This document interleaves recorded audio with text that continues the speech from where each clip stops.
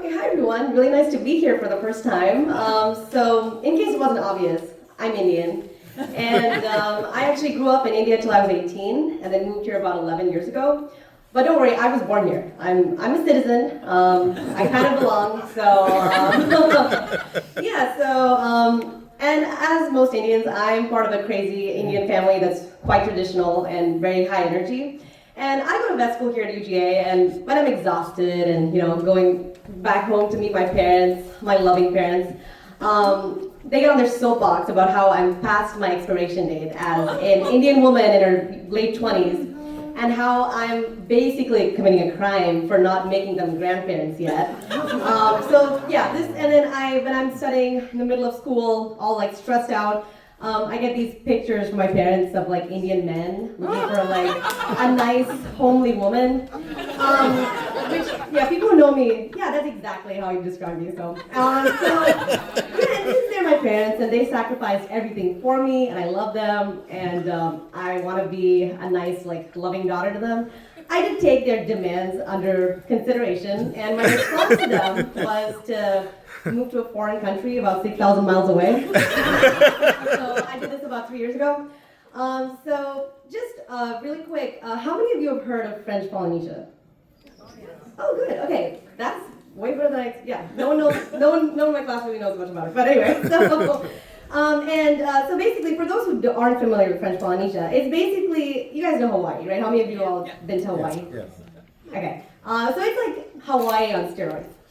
That's how I describe it. So French Polynesia is a country in the South Pacific made up of hundreds of islands and it's spread across the size of Europe. And it is one of the largest marine protected areas in the world and also one of the largest shark sanctuaries in the world. So it was perfect for me. I'm this adrenaline junkie, so I'm like, I can make this my home. So yeah, I applied to a Fulbright scholarship and I did shark research there for 9 months. And at the end of my research, I actually got an additional grant just to visit other islands and travel and experience the amazing culture of French Polynesia, which I was very grateful for. So I decided to start off my little tour of French Polynesia by exploring more of the Society Islands, and you might have heard of Tahiti, Bora Bora. Those are the common islands that most people are aware of, and so I was hopping around from Tahiti to Moorea to Wahine and then finally I landed up in this island called Taha'a.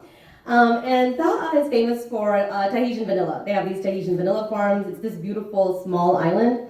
And I was camping out there for a few days and I decided, okay, I want to do a tour and like explore some of the motus. And a motu is basically what Polynesians refer to as a tiny island. And so if you imagine like an island, like a necklace, if I represent Taha'a, like if I'm wearing a necklace, there's these like tiny islands that are surrounding the main island. So yeah, I decided to visit one of those motus, and also another analogy since I don't have Google Earth up here. So if you imagine a jelly donut, the center is like this juicy part. So if you imagine that as being one of the main islands, the jelly is the lagoon. And a lagoon is just how it sounds. It's warm turquoise water. It's gentle and mostly shallow, and it's home to like baby marine species. And in the outer part of the donut that you can hold, let's imagine that's the reef. And so the reef is this protective, like hard, rocky structure that protects the island, the tiny motus, and the lagoon. And so, and like the sprinkles on the donut are like the tiny mochus. So that's my analogy. So I hope that paints a good picture for y'all. But so I decided to go and like just join a little tour. So I went on a boat. I saw 4 other people there. I'm like, oh, maybe I'll make friends and maybe we can visit the other motus together. They were 2 couples and I was the 5th wheel. So I was like, yeah, that's not gonna happen. I'm gonna go off on my own, like I usually do. And I'm fine with that. It's just being alone, limitlessly exploring the island. So I go off on my own with my little backpack with like, I don't know, emergency snacks and like a snorkel and a mask, and I head off to other motus. And the way I do that is because these motus, these tiny islands, there's like narrow channels between them, and they're called hoas. And sometimes you can just walk across. It's like shallow water. And let me tell you, these hoas are some of the most beautiful places on earth. For me, that is paradise, and it's like heaven on earth. So it's water, it's like little valleys tucked into the island. And so You can see all sorts of shades of blue. You can see seabirds nesting, baby birds. You can see, and as you're walking through the hoa in this like refreshing water, you see like baby fishes that look like confetti, just like jetting around, and baby sharks that are gliding by, and then baby eels, and so it's amazing. I could walk in hoas all day. So that's what I did. And so I just hopped from one motu to the other, crossing all these hoas, and then I drifted off really far. And I'm really bad at navigation. I should be more careful, but yeah, I had no idea where I was at some point. So I was just exploring one motu after the other, and then finally I get to this point where I look up and I see this incredible reef that, the outer portion of the donut that I was talking about. So I see this huge reef that's just stretched out in front of me, and usually reefs aren't appealing places to hang out. Like they're all raggedy and like sharp, and like the current is all usually just off over there, and like you don't really feel like getting on the reef and like exploring. But this was like a runway.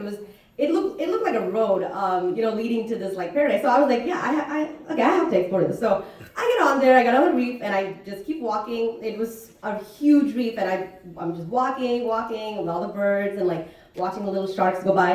And then at some point, I look up and I see Bora Bora.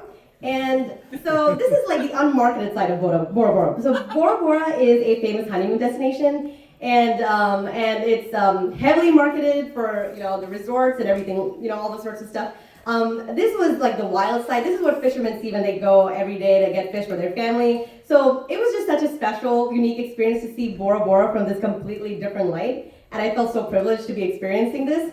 And this isn't like, I wasn't like looking at resort celebrities. Justin Bieber wasn't skinny dipping or, So this was, so this was just me like on a date with Bora Bora, just walking across the runway. And I was having the time of my life. This was like the perfect day. And so I kept walking and like looking at the fishes and, just relaxing. And then at some point I was like, okay, I've drifted really far. Like I need to head back. And I could also see like it getting slightly dark. It wasn't sunset yet, but I was like, okay, I gotta get back. This isn't safe. And also, there was no people around. Like I couldn't see a single sign of human life. So I started heading back, and then at some point I realized that things aren't looking the same way that they did before. This runway doesn't look so much like a runway anymore. It looks like I need to do some hopping. And then I realized the tide had gone up, and I just didn't realize it. And I tried to get as far as I could, like, hopping around the rocks.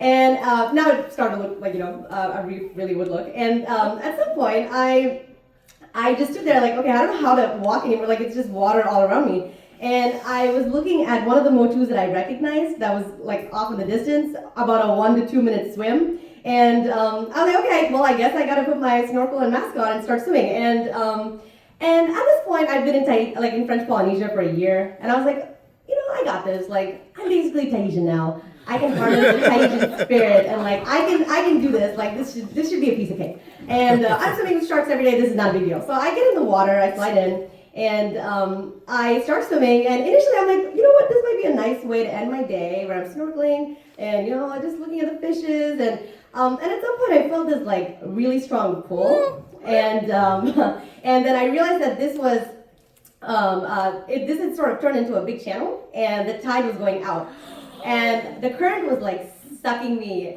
into the ocean, the raging ocean. That's on the other side of the reef, like outside the donut. I was like, okay, this is terrible.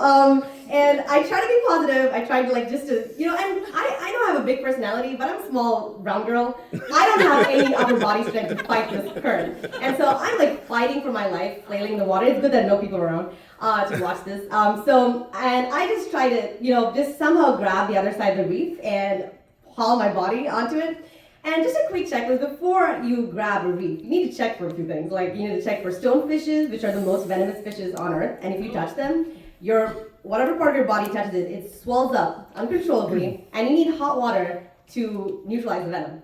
I don't have a kettle. So I was like, there's stonefishes. You need to be careful about eels. Actually, I'm not that scared of sharks, and the locals aren't that scared of sharks either. They're pretty predictable. But eels, they come out of nowhere, and they like tear your skin, and their mouths are filled with bacteria, so they can be terrifying. So usually you do this little checklist, see what's around. I didn't have any time for that, so I just grabbed the reef, and I was just praying for dear life that nothing was gonna kill me. And then I haul myself onto the reef, and then I just sit looking around. Sun was setting, and I was just looking at the innocent lagoon, all the birds, just this beautiful view. I was just panting. My arms and legs were cut up, and I was bleeding all over. And I just stood there looking at this view and thinking what just happened. And I thought, well, maybe my dad was right. Maybe it would make sense to have a man. Like, if not to save me, if not to be my personal lifeguard, at least to witness my death when there's no one around. And from this point on, my perspective changed a little bit. And with that, I'll end by saying I'm taking applications, ages 20 to 35. Please swim.